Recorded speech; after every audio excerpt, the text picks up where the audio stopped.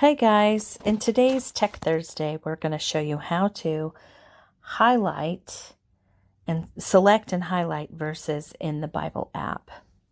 So I'm on my phone and I'm going to go search up the Bible app. And then once I have the Bible app open, I'm going to go to the Bible. I have a verse selected here already. You can always search for your favorite verse. If you don't know how to do that, you can click here where it says Psalms. You can search up here in the search box and it can take you to the place you want to go to. But once you have gotten to the verse that you would like, you just tap it with your finger and it will automatically select the entire verse. Once you do that, there are several options. So you can highlight with your favorite color or whatever color code you have for different kinds of things. You may want to choose a different color for each different kind of encouragement or something you want to memorize. Also, if you get the wrong color, you can tap that. You can open it back up and tap the X. You can click it again, click the buttons of colors to open the whole amount of colors so that you can then choose a different color if you would like. Once you are there and you have it highlighted, or also you can save it, click the save button and then you can label it. You can do whatever, you can connect it to whatever word you want there or give it a label. Once you have done that, and it is saved, then I'll show you, where to find it in your Bible app once you have done that. So once you have done that, you can also go here to the little three little lines where it says more on your toolbar. Then you go to saved and it will take you to that thing that you have just saved.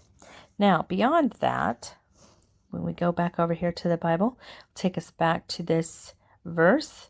We will click on it. Then you can also copy it and share it. You can click the copy button. You can click the share button. You can click the note button and make notes there. But the share button will take you to different places. Or you can copy it so that you can go put it somewhere else. Or you can create an image. Now, when you create an image, you go up here and there are images that are already created for you. But beyond that, you can also then choose to create your own image. So once you have copied your verse, and I think I have it copied now, but if I don't, I'll have to go back and grab it again. You can scroll through all of these backgrounds and you can choose one. And then you can change, so to put the verse there, you can change the text. You can also change the size of the text by clicking on it. And it will show you different things. And if you don't like that background, you can always go back out and choose a different one yet. And you can move that text around. So there's all kinds of things that you can do. But once you have chosen one, then you can always download it right here on that button, or you can save it to your profile. And it'll be in that same place that I showed you before where your saved items are.